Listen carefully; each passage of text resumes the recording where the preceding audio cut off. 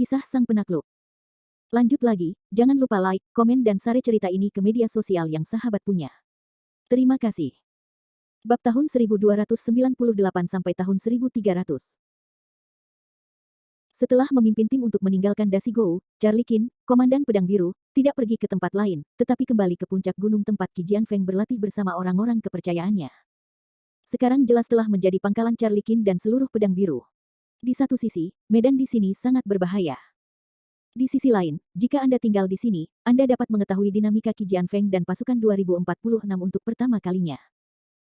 Sejak mendaki gunung, Charlie Qin telah meragukan apakah Qi Jianfeng dan Yang Suezhen di belakangnya memiliki hubungan kepentingan dengan keluarga bangsawan di selatan Sungai Yangtze. Meskipun ini belum dikonfirmasi, Charlie Qin tidak pernah berhenti meragukan. Bulan agak suram malam ini, dan tidak ada bintang di puncak gunung. Namun, saat ini, Charlie Qin sedang mengumpulkan orang-orang untuk mengadakan pertemuan di ruang konferensi kecil di puncak gunung. Saat ini, orang-orang di sekitar Jin Fangchuan sedang duduk di tengah-tengah pertemuan. Merupakan prestasi yang luar biasa bahwa kita berhasil menghancurkan laboratorium kapal Pangeran Beiming milik Jepang. Aku sudah membuat laporan ke gedung ibu kota kekaisaran. Kurasa tidak lama lagi perintah penghargaan gedung ibu kota kekaisaran akan turun. Itu semua karena ketua tim memiliki kepemimpinan yang baik. Beberapa orang di kerumunan Pedang Biru langsung menyanjung. Untuk kata-kata baik semacam ini, Charlie Qin hanya mendengarkannya, tidak serius. Begitu mata mereka bergerak, mereka mendengar Charlie Qin terus berkata, "Tuan-tuan, kami ingin pergi ke selatan Sungai Yangtze dengan tujuan pergi ke selatan Sungai Yangtze. Kita harus jelas tentang ini. Pertama, kita ingin sepenuhnya menghilangkan pengaruh roda Beiming di selatan Sungai Yangtze. Yang kedua adalah untuk menekan keluarga bangsawan di selatan Sungai Yangtze dan membiarkan seluruh selatan Sungai Yangtze diperintah oleh raja lagi. Sekarang kita telah membersihkan laboratorium roda Beiming. Roda Beiming dan yang disebut Sengren telah dikirim kembali ke ibu kota kekaisaran. Dapat dikatakan bahwa setengah dari tugas kita telah selesai, dan setengah berikutnya adalah prioritas utama.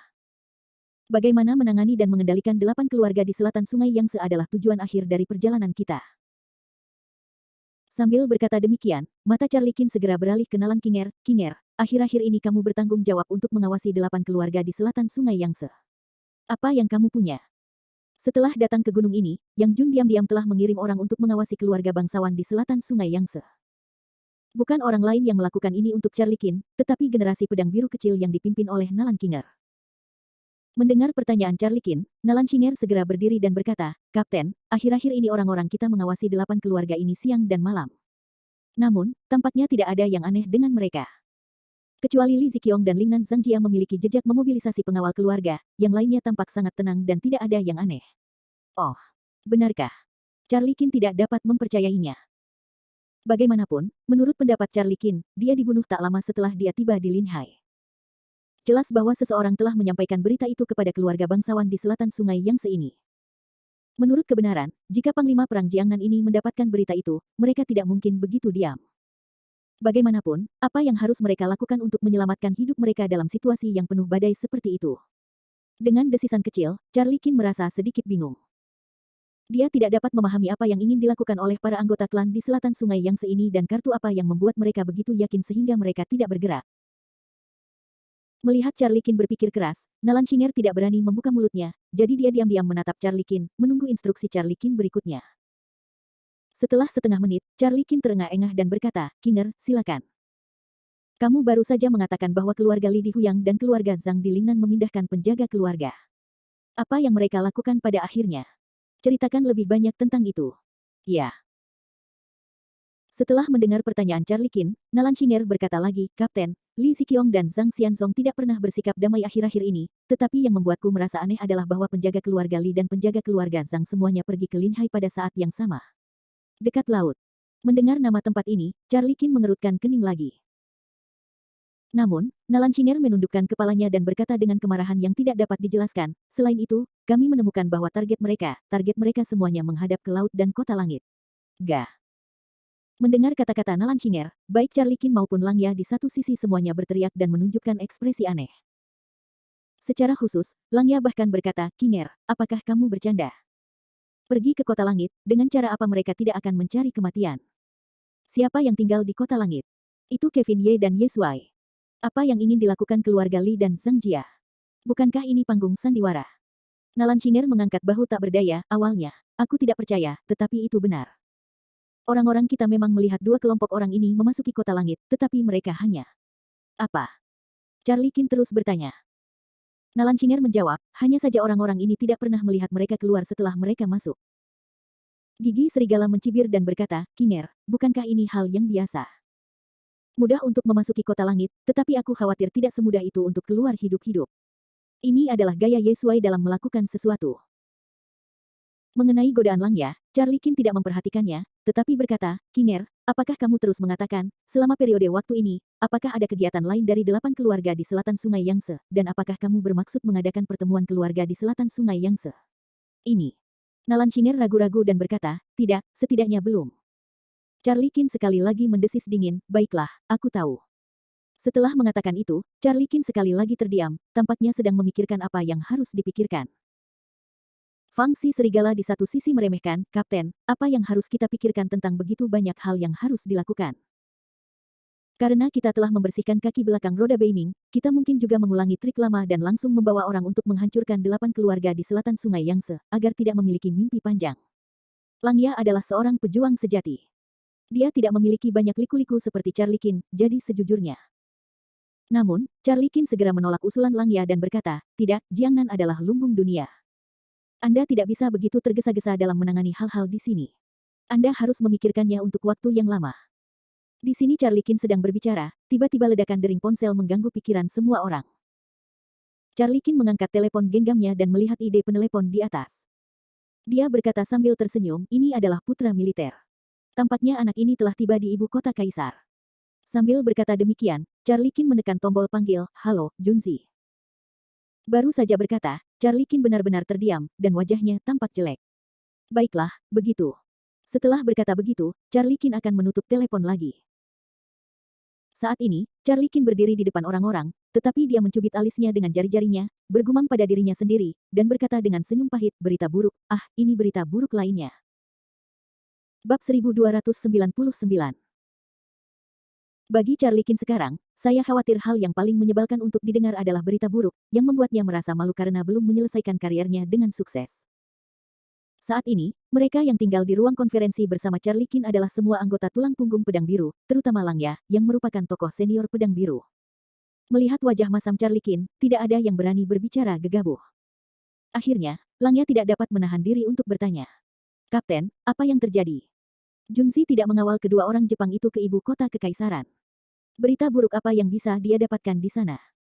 Saat dia mengatakan ini, wajah serigala ia menegang, apakah kamu mengatakan bahwa kedua orang Jepang itu? Saat ini, Langya tampaknya memikirkan kemungkinan mengerikan yang tidak dapat dia percayai. Bagaimanapun, mereka yang dapat memasuki Pedang Biru bukanlah orang bodoh. Charlie Qin mengangkat kepalanya tanpa daya, menatap Langya dan mengangguk, Langya, tebakanmu benar. Roda Beiming dan Saint Ren Jepang melarikan diri. Sial. Setelah mengonfirmasi berita dari Charlie Qin Kou, Langya langsung melontarkan komentar kasar. Bahkan seluruh ruang konferensi mulai meledak, dan semua orang tampak tidak percaya. Baiklah, bagaimana ini mungkin?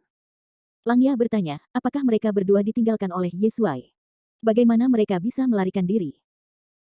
Atas pertanyaan Langya, Charlie Qin hanya berteriak panjang dan berkata, sekarang situasinya tidak jelas, Junzi tidak menjelaskannya di telepon. Namun, Junzi telah bergegas ke Kam Ibu Kota, dan meminta orang-orang di Kam Ibu Kota untuk membantunya mencari keberadaan Beiming Well dan Saint Ren Jepang. Sialan, sialan. Sambil mengumpat dengan keras, Wolf Fang mengajukan diri untuk meminta topinya dan berkata, Kapten, kalau tidak, aku akan pergi ke ibu kota kekaisaran dan tentara untuk berdamai dan menangkap bersama. Charlie Qin mengangkat tangannya dan berkata, tidak, sekarang kita kekurangan pasokan di Jiangnan. Jika kamu pergi ke ibu kota kekaisaran lagi, tidak akan ada seorang pun di Jiangnan. Apa yang bisa kita lakukan? Kita tidak bisa membiarkan kedua bajingan itu kabur. Jika mereka kabur, maka pertempuran Dasigo kita sebelumnya akan kehilangan semua usaha kita. Charlie Qin berteriak panjang dan lemah dan berkata, kamu tidak perlu khawatir tentang itu. Mereka tidak bisa kabur. Sekarang kedua orang ini tidak lebih dari dua sampah. Masalah ini akan diselesaikan oleh Junzi. Setelah jeda, Charlie Qin melanjutkan, ngomong-ngomong, Langya, kamu akan memberitahu Qi Jianfeng dan meminta orang-orangnya untuk memblokir semua pintu masuk ke selatan Sungai Yangtze. Begitu kamu menemukan orang yang mencurigakan, kamu harus segera menangkapnya. Langya ragu-ragu sejenak, lalu menatap Charlie Qin dan berkata, Kapten, maksudmu kedua orang ini akan kembali ke Jiangnan? Charlie Qin menganggukkan kepalanya dan berkata, baiklah, Jiangnan adalah markas mereka sekarang. Jika mereka ingin terlibat dalam angin dan hujan, mereka pasti akan datang ke Jiangnan. Tetapi apakah Qi Jianfeng dapat diandalkan? Langya khawatir lagi. Charlie Qin mencibir dan berkata, itu karena dia tidak dapat diandalkan sehingga dia harus diberitahu untuk pergi. Mengenai maksud Charlie Qin, Langya mengangguk agak samar. Mata Charlie Qin menyipit sejenak, lalu dia melanjutkan dengan cara yang terkonsentrasi, baiklah, mari kita kesampingkan masalah roda Beiming untuk saat ini. Mari kita bahas 8 keluarga di Jiangnan terlebih dahulu. Pikiran Charlie Qin berubah sangat cepat. Bagaimanapun, roda Beiming, yang telah kehilangan kultivasinya, paling-paling hanya kudis di mata Charlie Qin, sementara Jiangnan adalah masalah paling serius di seluruh timur. Jika masalah ini tidak diselesaikan, akan menjadi tugas yang mustahil untuk menggulingkan keluarga penguasa feodal di seluruh timur. Setelah jeda dalam suaranya, Charlie Qin melanjutkan, meskipun tanah di selatan sungai Yangtze juga dikenal sebagai Dewan 8 Keluarga, kalian semua harus tahu apa yang disebut 8 keluarga itu. Di antara 8 keluarga di selatan sungai Yangtze, kecuali keluarga Li di Huyang, keluarga Zhang di Lingnan, dan keluarga Wu di Xiangsu, sisanya hanya setengah matang.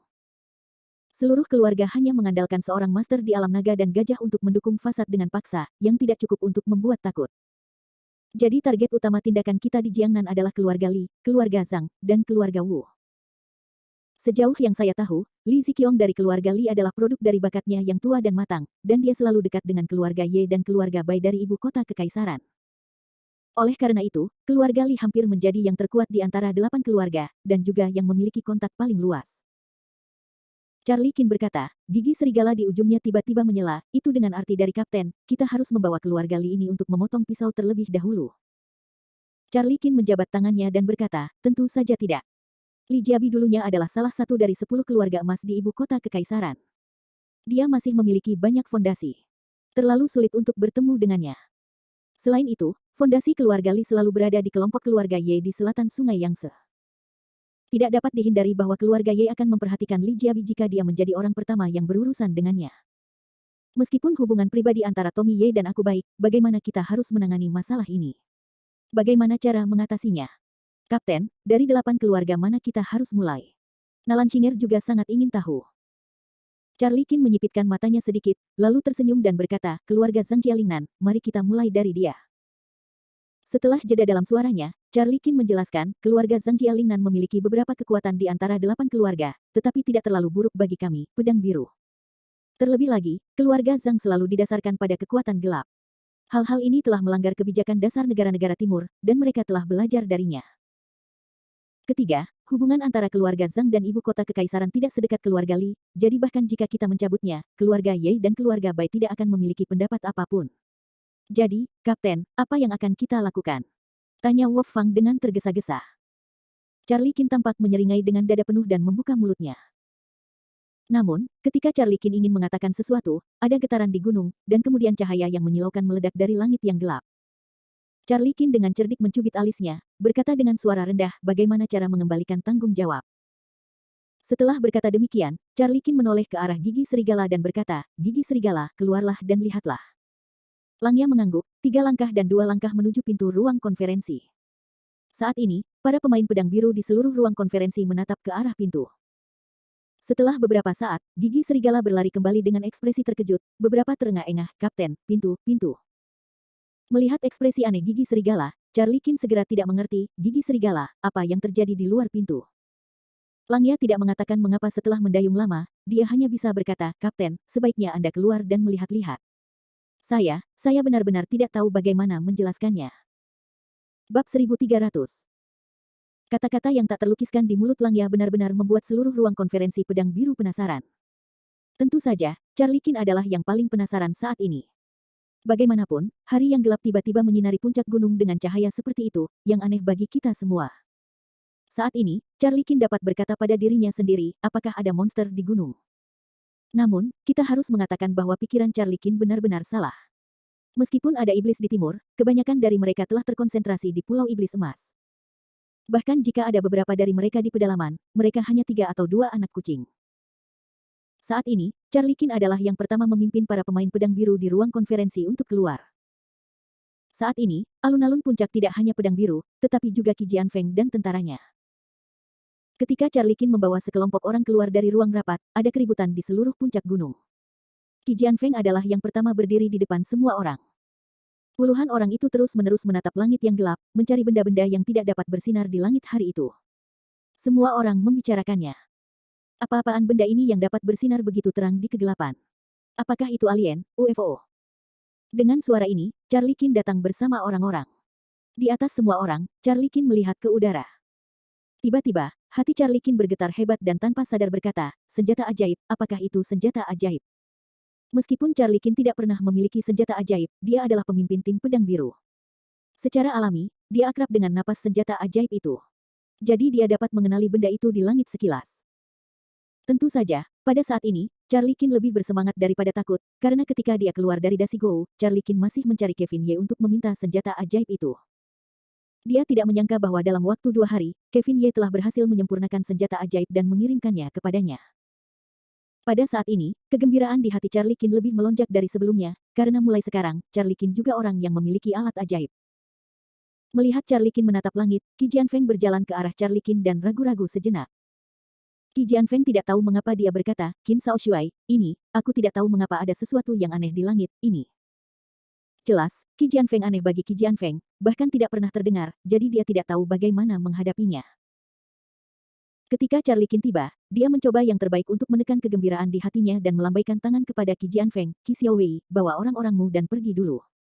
Pedang biruku akan menghadapinya secara alami. Hal semacam ini bukanlah sesuatu yang dapat diikuti oleh orang biasa. Kata-kata Charlie Kin penuh dengan misteri, yang membuat Qi Jianfeng merasa tidak nyaman.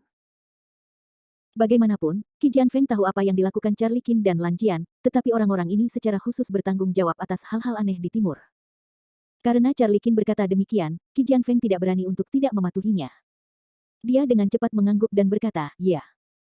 Setelah itu, Qi Jianfeng dengan cepat menoleh dan berkata kepada prajurit biasa yang sedang menonton kegembiraan itu, baiklah, jangan lihat. Ayo pergi, ayo pergi. Meskipun banyak orang di sini sangat enggan, tetapi kepala suku berkata, mereka hanya bisa menurut. Setelah beberapa saat, hanya ada Charlie Kin dan pedang biru di belakang Charlie Kin. Langya berdiri di samping Charlie Kin saat ini dan menatap ke langit. Charlie Kin berkata sambil tersenyum, gigi serigala, ini yang kamu katakan tidak terlukiskan. Langya tertawa cepat dan berkata, Kapten, sejujurnya, aku baru saja menerima pesan dari Ye Shuai. Ye Shuai memintaku untuk tidak memberimu kejutan, jadi aku. Jelas, gigi serigala itu sudah tahu, tetapi sengaja tidak memberi tahu Charlie Kin. Namun, mendengar Langya menyebut nama Kevin Ye, Charlie Kin sangat tersentuh dan berkata pada dirinya sendiri, Kevin Ye, bocah ini, tentu saja, keberadaanku tidak bisa lepas dari matanya dari awal hingga akhir. Mengatakan itu, hati Charlie Kin tidak bisa menahan sedikit kesedihan, tetapi kesedihan seperti ini hanya sekejap. Bagaimanapun juga, Charlie Kin tidak bisa begitu kesal setelah begitu banyak pengalaman, dan bersikeras membandingkannya dengan orang cabul. Senjata ajaib, ini adalah fluktuasi energi dari senjata ajaib. Kapten, sepertinya kau tidak perlu bersikap begitu ceroboh di masa depan. Selamat, Kapten. Di satu sisi, elang itu tertawa, bercanda dan memberi selamat kepada Charlie Kin. Meskipun Charlie Kin sengaja berpura-pura tidak mengubah wajahnya, kegembiraan di matanya tidak bisa menipu orang lain. Setelah menjabat tangannya, Charlie Kin berkata pelan, aku tidak tahu senjata ajaib macam apa yang Kevin Ye persiapkan untukku. Aku harap itu tidak terlalu dalam. Pada saat yang sama, kata-kata Charlie Kin jatuh, suara lucu tiba-tiba terdengar di gunung. Hehe, Charlie Kin, aku bekerja sepanjang malam untuk menyiapkan senjata ajaib ini untukmu. Kamu tidak melihatnya, tetapi kamu merasakan lubang itu. Itu benar-benar membuatku kedinginan. Suara tiba-tiba ini bukan Kevin Ye dan siapa dia. Meskipun kata-kata Kevin Ye mengungkapkan ketidakpuasannya dengan Charlie Kin, pada analisis terakhir, sebagian besar dari mereka adalah lelucon. Bagaimanapun, hubungan antara kedua orang itu ada di sini, dan tidak ada yang akan berpikir bahwa Kevin Ye benar-benar marah dengan Charlie Kin. Namun, saat mendengar suara Kevin Ye, Charlie Kin sama sekali tidak merasa terkejut, hanya tersenyum meremehkan, aku tahu kau tidak boleh pergi. Tentu saja aku tidak pergi. Bagaimana mungkin aku pergi sebelum kau mengambil senjata ajaib ini? Suara Kevin Ye tertawa lagi. Ayolah, bocah, jangan bersikap miskin di sini bersamaku. Senjata ajaib macam apa yang kau sempurnakan sepanjang malam untuk ditunjukkan kepadaku? Aku hanya bisa melihat cahayanya sekarang, tetapi aku tidak bisa melihat yang asli. Haha, aku tidak bisa berbuat apa-apa. Senjata ajaib ini disempurnakan dengan saripati darahmu. Hanya kau yang bisa berkomunikasi dengannya melalui darah. Charlie Kin tahu bahwa Kevin Ye sengaja membuat masalah untuk dirinya sendiri, jadi dia tidak bisa menahan diri untuk tidak mengerutkan mulutnya dan berkata, masalah. Namun, meskipun dia berkata demikian, Charlie Qin tidak menyerah pada ide senjata ajaib ini, atau Charlie Qin tidak bisa menyerah begitu saja. Perlahan-lahan menutup matanya, Charlie Qin dengan tenang merasakan denyut darah di tubuhnya.